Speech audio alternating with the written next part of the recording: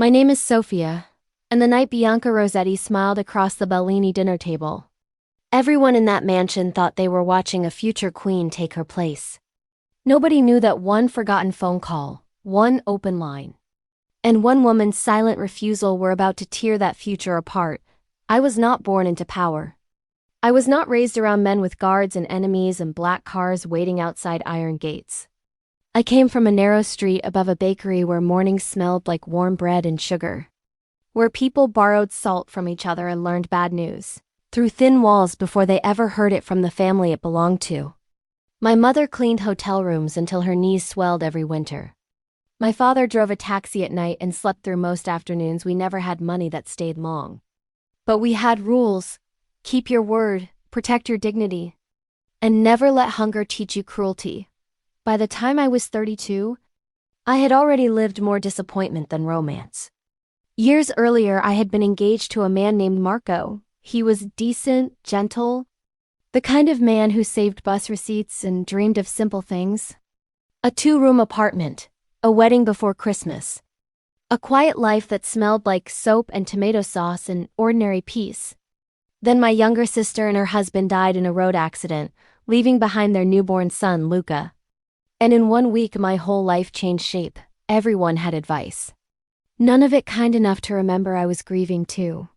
Send the baby to relatives, they said. You are still young. Do not destroy your future for a child that is not yours. Marco tried to stand beside me at first, but love can be weak when surrounded by selfish voices. His mother called me reckless. His brothers called me foolish. And in the end, the engagement broke the way glass breaks under constant pressure. Not in one dramatic moment, but from too many invisible cracks. I never begged him to stay. Luca needed someone who chose him without hesitation. So I chose him the first night I brought him home. He cried until dawn. I sat on the edge of my bed with his tiny body against my chest and whispered promises I had no idea how to keep. When his hand closed around my finger, I understood something simple and permanent. Whatever future I had imagined for myself was over, and something better, harder, more sacred had begun. I became a mother before I became a wife, and after that I refused every kind of love that asked me to sacrifice him. The work that eventually brought me into Nico Bellini's mansion began in a care home near the old church district. It was a place full of interrupted lives. Old men whose hands shook when they tried to write, women who had lost speech after strokes. People whose bodies still held whole thoughts their mouths could no longer release.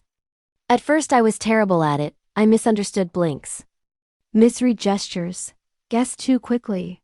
I cried in supply closets because I hated failing people who had already lost enough. But slowly I learned patience, then pattern, then language. A retired teacher who had been deaf since childhood taught me basic signs.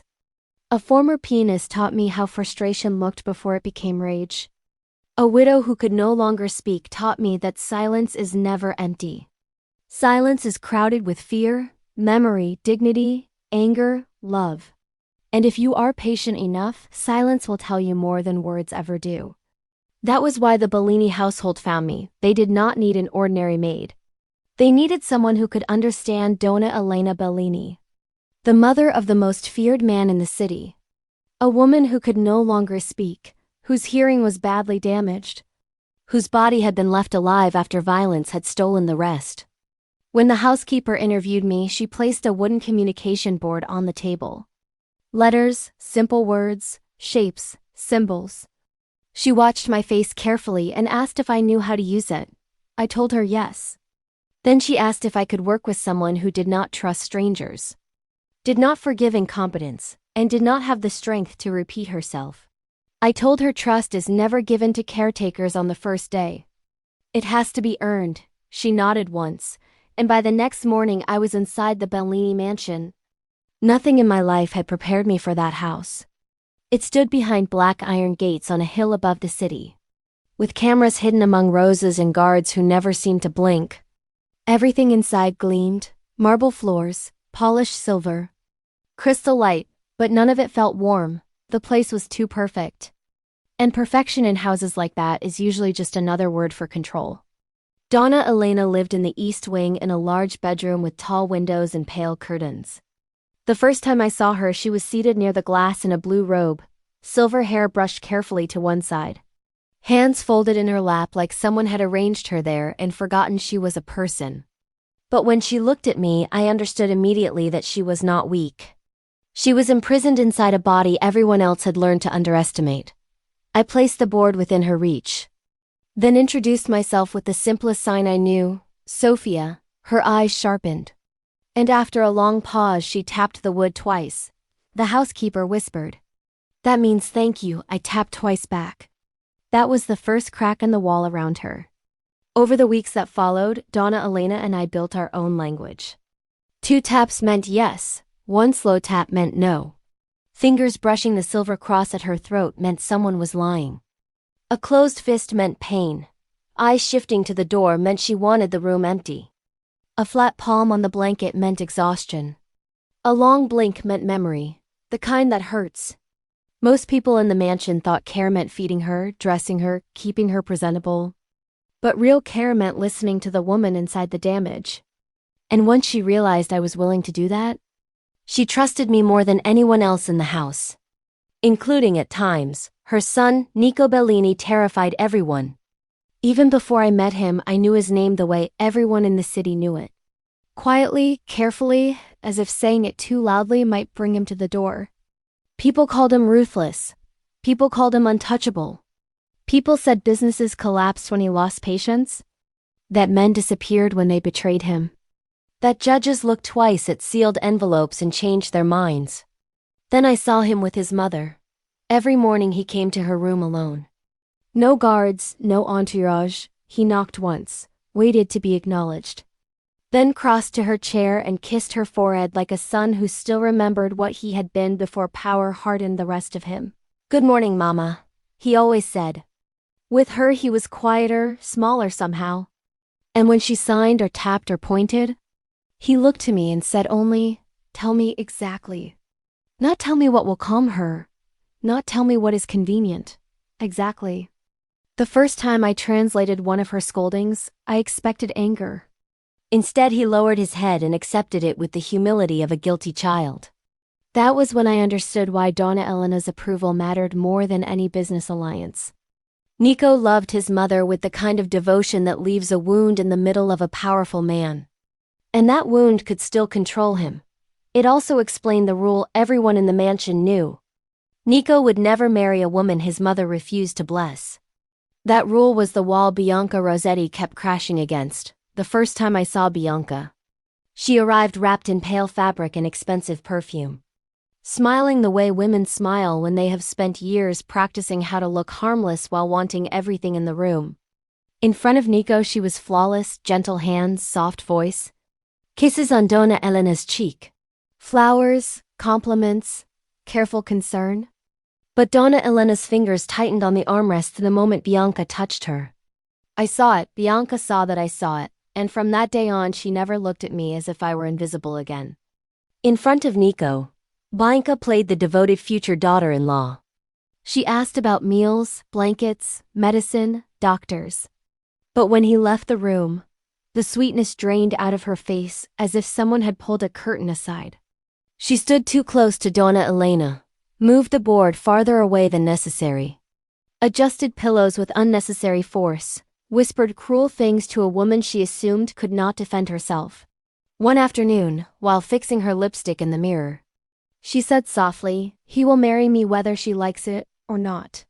Donna Elena reached for the board. I stepped forward to place it in her lap. Bianca turned toward me with a smile that never reached her eyes. "Leave it," she said. "She is tired." I put it back anyway. From then on the battle became quiet, which made it more dangerous. Bianca began asking me questions that sounded casual but were not. Does Donna Elena understand everything? Can Nico read her signs without you, if she is exhausted? Could she confuse one answer for another? Could you perhaps simplify what she means when guests are around? I answered carefully. Nothing more than necessary. Bianca noticed my caution, and because cruel people hate witnesses, she began looking for a way to control me. She found Luca, one afternoon while Donna Elena slept. Bianca stood beside me near the wardrobe and asked, "Your son is 8 now, yes?" My hand stopped moving. She smiled. Dark curls. Blue backpack, sweet face. Children grow so quickly. I turned and told her not to say my son's name. She tilted her head like she was amused by my nerve. Then do not make me. That night I sat beside Luca's bed until sunrise, one hand on his inhaler. The other wrapped so tightly around the edge of the mattress that my fingers hurt. I told myself she only meant to frighten me. Women like Bianca preferred fear because fear is cleaner than blood. The next morning a black car was parked across from Luca's school. The driver did not look away when I looked at him. From then on my life narrowed into panic, school, work, school, home. Checking mirrors, memorizing faces, counting steps between gates. Wondering if today would be the day my son did not come through the school doors again. Donna Elena knew something had changed before anyone else did. Silence makes people observant. She watched my shaking hands, my averted eyes, my rushed breathing. One afternoon she tapped once. No, then touched her cross. Someone is lying. Please, I whispered, not now. She reached for the board and wrote one word, Luca. My blood turned cold. How do you know? I asked. She only stared at me. And I remembered what every arrogant person forgets. People who cannot speak still see everything. The engagement dinner was set for Friday night, October 18th. The entire mansion was preparing for it as if it were a coronation. Florists came and went. Silver was polished twice. Menus changed. Seating plans were rewritten. Bianca drifted through it all in cream silk and rehearsed charm. Already behaving like the wife of the house. The closer the dinner came, the more desperate she became. She visited Donna Elena constantly when Nico was away. Brought jewelry no one had requested. Adjusted dresses, criticized colors, moved staff like pieces on a board. And every time she looked at me there was a silent command behind her eyes. Obey me, or lose your son. On Thursday afternoon Nico left for a meeting near the docks. Before going, he stopped in his mother's room. Bianca stood beside him with her hand lightly on his arm. Donna Elena was seated near the window, the board in her lap. Nico knelt in front of her and said softly, Tomorrow is important. You know I will not marry without your blessing. Donna Elena looked at Bianca, then away. I knew that look. It meant no, it meant danger, it meant listen to me before it is too late. Bianca spoke before I could. She is only nervous, darling. It is a big evening. Then Nico looked at me, Sofia. I thought of the black car, of Luca's inhaler, of tiny fingers wrapped around mine, and I betrayed Donna Elena with the smallest sentence of my life. She is tired. Donna Elena's eyes met mine. The disappointment in them hurt more than any insult Bianca had ever spoken. After Nico left, Donna Elena wrote with trembling fingers. Boy safe. I could not answer honestly. I did not know. Then later that afternoon Bianca returned alone. Holding her phone, Nico had called to ask about his mother. Bianca's voice became syrup the moment she answered. She told him everything was peaceful. That Donna Elena was resting, that tomorrow would be perfect. That his mother would bless the marriage. She laughed softly, said I love you. Then lowered the phone and placed it on the side table near the roses. She thought the call had ended. It had not. Neither of us knew that yet. Bianca turned to me and the softness vanished from her face. Close the door, she said. I did. She crossed to Donna Elena first and bent close. You are becoming a problem, a useless silent problem. Donna Elena stared at her without blinking. Then Bianca faced me. Tomorrow when Nico asks for her blessing, you will make her say yes. I told her I could not. She laughed. Yes, you can. You are her voice. If you tell him she blesses this marriage, he will believe you. Donna Elena will refuse, I said, then translate differently. I remember looking at the phone then, not because I knew Nico was still there, but because I needed my eyes somewhere other than Bianca's face. She stepped closer until I could smell her perfume. If you refuse, your son will not come home from school. Everything in the room stopped moving. She described Luca's backpack, the gate where he waited. The dog across the street, he liked to watch. She had details. which made the threat real in a way words alone never could. Then she said the most terrible thing of all. If you try to expose me, I will tell Nico you manipulated his mother. That you turned her against me. That you enjoy controlling her silence. You are a servant. I am his fiancée. And she cannot speak. Donna Elena reached for the board. Bianca snatched it away and placed it on a high shelf, close enough to see, too far to reach. Cruelty is often in the details. Then Bianca picked up the phone again, glanced at the screen, and froze. The call was still connected, Nico, she whispered. No answer came. The line went dead. For 1 second, all the confidence drained out of her. Then calculation replaced it. If he heard anything, she said coldly, you will tell him I was upset. You will say you misunderstood. Remember your son. Then she left. Donna Elena tapped frantically until I returned the board to her hands. She wrote only 2 words, Nico heard. I said I thought so. But the house remained quiet. There was no shouting, no smashed glass. No thunder from the front gates, which frightened me more than fury would have. An hour later my phone rang. It was Luca's school office. The secretary told me a driver from my employer had arrived to take Luca home.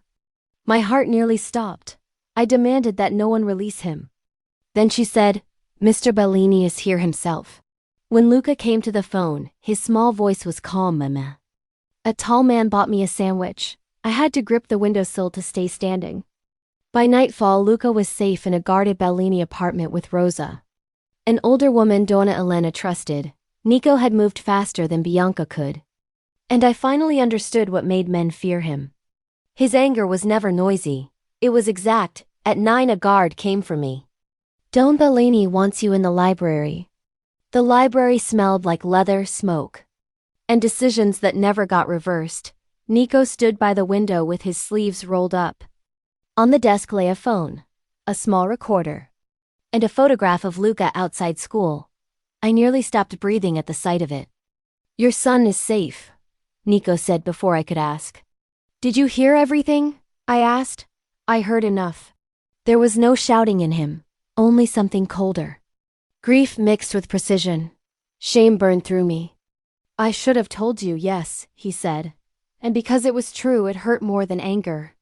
Then he added, but she knew where your child was. Fear has its own chains. He asked how long Donna Elena had feared Bianca. I told him, since the beginning. I told him about the moved board, the whispered insults, the questions about whether his mother could be misunderstood, the car outside the school, the people who interrupted whenever Donna Elena tried to communicate too clearly. He listened to everything. And when I finished, he said only one thing that made me understand how carefully he was already moving. The man in the car has already named the people helping her. Then he told me what would happen next, at the dinner. Donna Elena would speak for herself if she wanted to. No more convenient translation, no more control. Bianca would think I was still cornered, and that illusion would keep her careless. I asked what he wanted from me. The truth, he said. That night I slept on a narrow sofa in Donna Elena's room. Twice she woke and wrote questions. Luca safe, Nico angry. I answered yes to both. Then she wrote, my son blind. I understood. Love had made him blind where he most wanted peace. Friday rose like a performance day in a theater built for danger. Staff rushed. Flowers arrived. Candles were counted. Guards checked guest names. Bianca walked through it all in pale cream. Composed again. When she entered Donna Elena's room, she asked softly how Luca was. I answered with one word, safe. Something in my voice made her pause. At noon, Nico came alone to his mother, knelt in front of her as always, and pressed her hand to his forehead. Mama, I am sorry, he said. I should have listened better. Tonight nobody speaks for you unless you want them to. Donna Elena wrote, not Sofia's fault. Nico read it like a wound opening inside him. Then nodded and told her Luca was protected. After he left, she pointed at herself. At me, then toward the door he had used together. I held on to that word through the entire evening. By the time guests filled the dining hall, the mansion looked like wealth pretending innocence. White linen, gold-edged plates, chandeliers, candlelight. Men in dark suits playing at being dinner guests while everyone knew they were armed. Bianca entered last in ivory and diamonds, stunning enough to distract anyone who still believed beauty had a moral value. Dinner moved through courses and conversation. People laughed too carefully. Glasses lifted. Family members watched each other over wine. Bianca played her role perfectly. Modest smile, gentle hands, warm glances toward Nico. But twice she looked at me with that same silent threat. Remember your son, do what I told you. Near the end of the meal Nico stood. And the entire room fell silent at once. My family knows why we are here. He said, before I marry, my mother gives her blessing. Without it there is no marriage, Bianca smiled. But I saw her fingers tighten around the stem of her glass. Nico stepped down from the head of the table and stood before Donna Elena. Mama, do you bless my marriage to Bianca Rosetti? The hall felt like it stopped breathing. I moved closer and placed the writing board in Donna Elena's lap. Her hand trembled so badly that for one terrible second I thought she would not be able to answer. Bianca saw it and tried to seize control. She is too tired. She said with a little laugh for the guests, Sofia can tell us what she means. She knows her best. Every face turned toward me. My throat closed. I looked at Donna Elena, then at Nico. He gave me no order. Only a small nod that said the choice was mine. I took one breath and said, Donna Elena will speak for herself. A murmur spread across the table. Bianca's smile broke. Do not be dramatic, she said. She can barely hold the pen. Then we will wait. Nico answered. No one moved. Donna Elena lowered the pen to the board and slowly wrote the first word. No. A gasp moved through the room like wind through dry leaves. She kept writing, painfully, steadily. No blessing, Bianca hurt me. Sofia protected me. Chaos erupted. Chairs scraped, voices rose. Bianca stepped forward. Pale and furious, this is a lie, that maid wrote it. She has poisoned your mother against me. She had prepared that defense in advance. I could hear it in the speed of her words. If Donna Elena refused, blame the servant. If I spoke, call me jealous, if Nico doubted. Hide behind the old woman's silence. But Bianca had forgotten the one witness she could not charm, the phone. Nico raised his hand and one of his guards placed a small speaker on the dining table. Bianca's face changed instantly. He pressed play. Her own voice flooded the room. Tomorrow when Nico asks for her blessing, you will make her say yes, you are her voice. If you say she accepts me, he will believe you. The guests went still as stone. Then came my trembling answer. Donna Elena will refuse. Then Bianca again. Colder than ice dropped in crystal. Then translate differently, if you do not. Your son will never come home from school. Someone at the far end of the table cried out. One of Bianca's relatives half rose from his seat, but a Bellini guard was already behind him. The recording continued until her final insult filled the room. You are a servant. I am his fiancée. And she cannot speak. Nico switched the speaker off. The silence afterward was a living thing. Bianca looked around the room and understood all at once that her own voice had become the knife at her throat. Still she tried one last performance. I was emotional, she said. I did not mean it. I was upset. She provoked me. You threatened a child, Nico said. I only wanted your mother to accept me. You abused my mother. No, she cried. I love you. Donna Elena tapped once, sharp, final. No. That single sound cut harder than any shout could have. That single sound could have. That single sound cut harder than any shout, cut harder than any shout could have. Nico looked at Bianca with a face emptied of softness. My mother heard the lie in you before I did.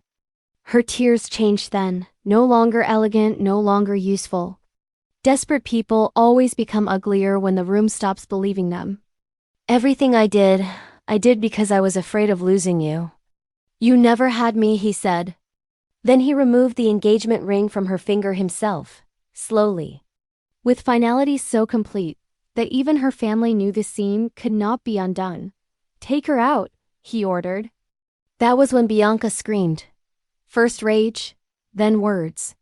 She pointed at me, accused me, cursed Donna Elena, cursed the house, cursed everyone who had watched her climb and now would watch her fall. Guards seized her arms, Bellini men closed ranks. Her relatives protested and were silenced. And through all of it, I stood beside Donna Elena's chair with shaking knees and my hand on the wood behind her shoulders. As Bianca was dragged backward toward the doors, I found my voice one last time and said, "You ruined yourself," after the doors shut behind her. The hall stayed fractured for several minutes. Relatives arguing, guests whispering, someone suggesting the police. Someone else suggesting the dinner end immediately. But Nico ignored everyone. He went straight to his mother, knelt before her in full view of the room, and said with a broken voice, "Mama, forgive me."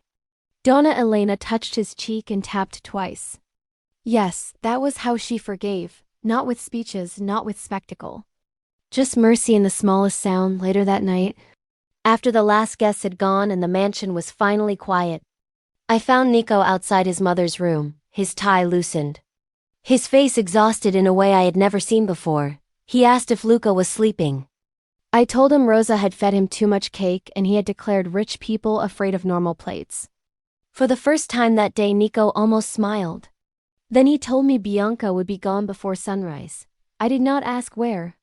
Some answers belong to the world that raised men like him, not to mine. The next morning, Luca sat in a guest bed larger than our whole sofa back home, eating toast from a silver tray and squinting at the butter dish as if it had personally offended him. When I walked in, he asked, "Mama, are we rich now?" I laughed for the first time in days. "No, sweetheart." "Then why is the butter in a bowl?" "Because rich people do not trust ordinary plates." He laughed so hard jam nearly came out of his nose. Then he asked if the bad lady was gone. I said yes, because of the truth. He looked thoughtful for a moment and asked whether truth could always make bad people leave. I kissed his curls and told him truth usually needs brave people behind it. In the days that followed, the mansion changed in ways outsiders would never notice. Donna Elena's board was never placed out of reach again. Then second boards appeared in every room she used. Nico hired a specialist to teach the entire staff basic sign communication, so no one woman would ever again hold all of Donna Elena's access to the world. The housekeeper who had helped Bianca interrupt messages was dismissed quietly. 2 guards were replaced. Every flower Bianca had chosen for the garden was uprooted and thrown away. The greatest change, though, was Nico. He stopped asking his mother simple questions that invited easy lies. He sat longer, waited more, learned her taps, learned what her eyes meant, learned how the touch at her cross signaled deceit. The first time he understood her without looking at me for help, Donna Elena smiled.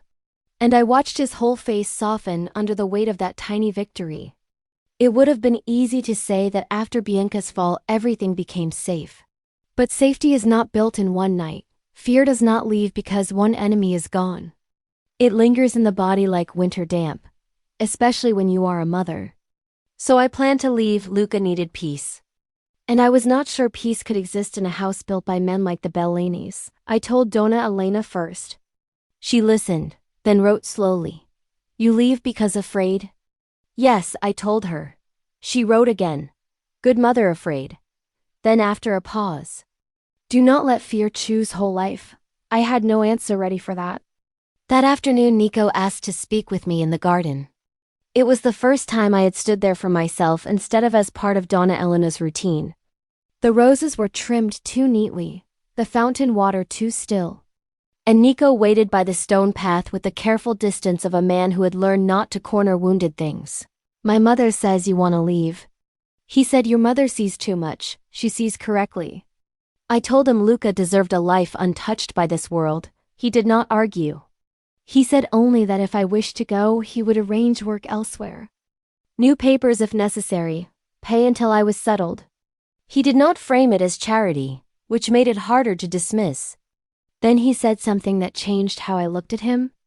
"Stay only if the work matters to you. Stay only if my mother matters to you. Stay only if your son can be safe here. If not, I will help you leave. But I will not ask you to owe me your life because I finally did what I should have done sooner." I told him I would not raise Luca like a Bellini. Something almost like warmth crossed his face. That may be the wisest sentence spoken in this house. I laughed before I meant to. And he looked at me as if even that mattered. In the end, I stayed. Not because the mansion had become a fairy tale. Not because danger had vanished. But because Donna Elena placed her hand over mine and tapped twice, yes, stay, and because Luca, after discovering the cook would make chocolate pancakes on request, declared the mansion scary but interesting. Which might have been the most honest description ever offered of the place. Months passed, the city moved on. Scandal faded into rumor the way it always does around powerful families. But inside the mansion no one forgot Bianca.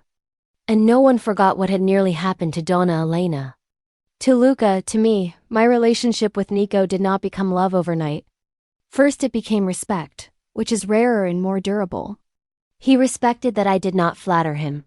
I respected that he learned how to apologize without turning it into performance. He respected the way I fought for his mother's dignity. I respected the fact that once he understood the truth, he never asked me to make myself smaller for his convenience again. He began walking Luca to the car some mornings under the excuse of having business outside. Luca, being 8 and fearless in the strange way children are, asked him questions no adult dared ask. Do mafia bosses eat cereal? Are you afraid of my mama? Why do you always wear black? Nico answered more honestly than most powerful men know how to. And once when Luca asked if he was afraid of me, Nico said, a little. Luca laughed for 10 full minutes. I tried not to, I failed. The first time Nico heard me laugh without fear in it. He looked at me differently, not as the woman who had protected his mother. Not as the caretaker who had become essential. But simply as a woman, and that frightened me more than Bianca ever had. Because cruelty is easy to reject, tenderness is harder when life has taught you it always comes with a price. Winter settled over the city, the mansion grew warmer inside. Donna Elena spent afternoons in the sitting room with Luca doing homework by the window. She corrected his spelling with stern taps and royal expressions. He called her Nonna Elena before anyone officially gave him permission. And she accepted it with the authority of a queen naming an heir one Friday evening near the end of winter. Donna Elena insisted on dinner in the same hall where Bianca had been exposed. I thought it was a terrible idea, Nico agreed. Luca added that speeches should be banned. Donna Elena tapped once. No, the dinner was small this time. No ambitious relatives measuring ceilings, no false friends. Only family that had proven itself. Rosa, the cook. 2 older Bellini relatives who genuinely loved Donna Elena, Nico, Luca, and me. The hall looked different without fear in it. The same chandeliers glowed above us. But the room no longer felt like a stage set for manipulation. It felt almost like a home learning how to breathe again. Donna Elena wore blue. The same shade she had chosen on the night Bianca fell. I fastened the silver cross at her throat and she tapped twice. Beautiful, I told her she was the beautiful one. She tapped once, no, and pointed at me, making my cheeks warm in a way I pretended to dislike. During dinner, Luca talked more than all of us combined. He informed the table that rich potatoes had too much butter. Then asked for seconds. Nico watched him with quiet amusement. And each time our eyes met across the candles, something softer passed between us. Not demand, not urgency, simply possibility. Near the end of the meal, Donna Elena placed her hand flat on the table and everyone went still. She pointed to the board. I said it before her. She wrote with more steadiness than I had seen in months. Then pushed the board toward the center of the table. I read the words and forgot how to breathe. I want my son to marry Sofia if Sofia chooses him freely. Silence swallowed the room whole. I whispered her name in protest. She ignored me completely. Then wrote again, not servant. Not debt, family. Nico looked at the board. Then at his mother, then at me. His face had gone very still. But there was nothing cold in it. Only shock, hope, and a tenderness so careful it hurt. Sofia, he said quietly, you do not have to answer tonight. That should have made things easier. Instead, it made them harder. Because it proved he understood the one wound I had always protected most fiercely. I would not be claimed because I was useful. I would not become gratitude dressed as romance. Donna Elena pushed the board toward me again. Beneath the first sentence she had added another.